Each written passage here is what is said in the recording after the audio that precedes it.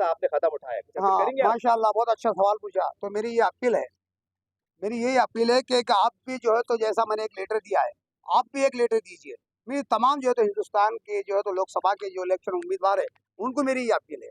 जैसा आपने पूछा माशाल्लाह, बहुत अच्छा सवाल पूछा। और तमाम आपकी मीडिया के माध्यम से जो है तो हर जो कैंडिडेट रहेगा लोकसभा का, ये बात वहाँ तक पहुँचना चाहिए। जो टेंट लगाए थे यहाँ पे ईवीएम मशीन नहीं सही है, उसके बारे में आपने भी जो है तो उसके अंदर जाकर वो चेक किए थे हमको उसके आवेदन? अंदर शक है, हमको उसके अंदर डाउट है। जब हमने यहाँ पे ईवीएम मशीन को जो है तो चेक किया, जब हमको यहाँ समझ में आया कि वाकई के अंदर इसके अंदर जो तो जो आगे की जो पर्ची होती है उसके अंदर घोटाला है।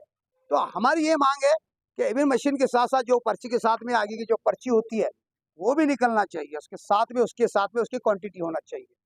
इस विषय में नियोजन आयोग को आप पत्र देने वाले हैं? बिल्कुल देंगे इंशाल्लाह। अभी तो हमने कलेक्टर साहब को जो है तो इसका एक निवेदन दिया, और इसके बाद हमने एक निवेदन जो है तो कमिश्नर आयुक्तों को भी दिए थे हमने, अपने जो इलेक्शन कमिश्नर को। इसका इलेक्शन हमने इससे पहले 2-3 महीने पहले भी एक लेटर दे चुके हैं कि वह पूरे हिंदुस्तान के अंदर जो है तो वह इसके ऊपर जो है तो बैलेट पेपर के ऊपर इलेक्शन किया जाए। इसके बारे में एक निवेदन दिए थे। तैयारी कैसी चल रही है? अल्हम्दुलिल्लाह, आज तैयारी के बारे में आपने पूछा, बहुत अच्छा सवाल पूछा। अल्हम्दुलिल्लाह आज औरंगाबाद के अंदर जो है तो काफिला जुड़ रहा है, और कहीं एरिया के अंदर मेरी जो है तो अल्हम्दुलिल्लाह मीटिंग चालू है। और वक्त इंशाल्लाह उम्मीद है अल्लाह के साथ से 100% हमको उसके अंदर कामयाबी मिलने वाली है। कौन है आपके उम्मीद है सामने अपोज में? सिर्फ खैरे साहब है, बाकी तो ये जो जीरो है। दो पार्टियां जो है अल्हम्दुलिल्लाह, जो बीजेपी और बढ़ते हैं, यानी कोई पार्टी, हालांकि हमारे 2-3 पार्टियां का हमको जो तो ऑफर भी आया कि भैया आप हमारे पार्टी से इलेक्शन लड़ो। वक्त के ऊपर देखा जाएगा जो पार्टी के अंदर अच्छा घट्स है, और ये पूरा निर्णय जनता का होगा। ये तो बाद में बोला जाएगा ना भाई, आपको समझ में आ जाएगा। अभी ऑफर तो हम बिल्कुल ये नहीं करेंगे, डिक्लेयर तो कोई भी नहीं करता कि भाई पार्टी का आप डिक्लेयर कर दो करके।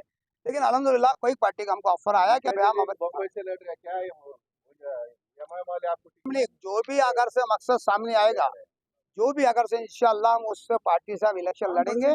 और ये फैसला मेरा नहीं, जनता का रहेगा, ये फैसला जनता करेगा।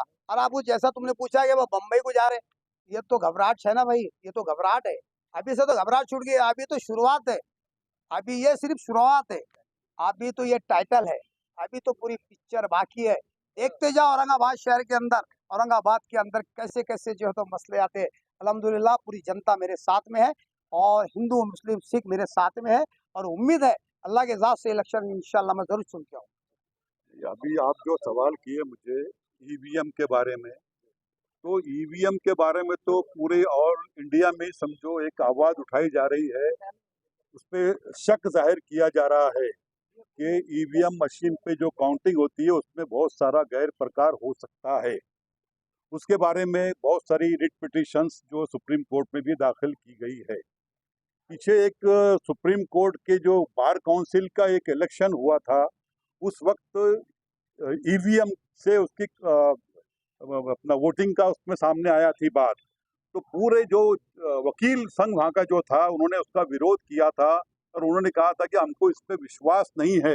सुप्रीम कोर्ट के वकीलों को ईवीएम मशीन पर विश्वास नहीं है। उनका कहना था कि भाई ये हमारा बैलेट पेपर पर इलेक्शन लिया जाए। तो सुप्रीम कोर्ट के जो बार काउंसिल का इलेक्शन भी वो बैलेट पेपर पर लिया गया था। आज मुझे मालूम हुआ कि यहाँ पर अपना एक साहिब खान पठान ने एक एप्लीकेशन दिया है जिलाधिकारी साहब को कि भाई ये जो हम औरंगाबाद से वो खड़े रहने का उनका इरादा है। उनका ये कहना है कि भाई मैं यहाँ पर खड़ा रहने वाला हूँ इलेक्शन के लिए, तो यहाँ की जो इलेक्शन जो कंडक्ट किया जाए वो बैलेट पेपर पर ही कंडक्ट किया जाए, क्योंकि हमको इस पर विश्वास नहीं है, और भारत की असंख्य जनता को भी उस पर विश्वास नहीं रहा है।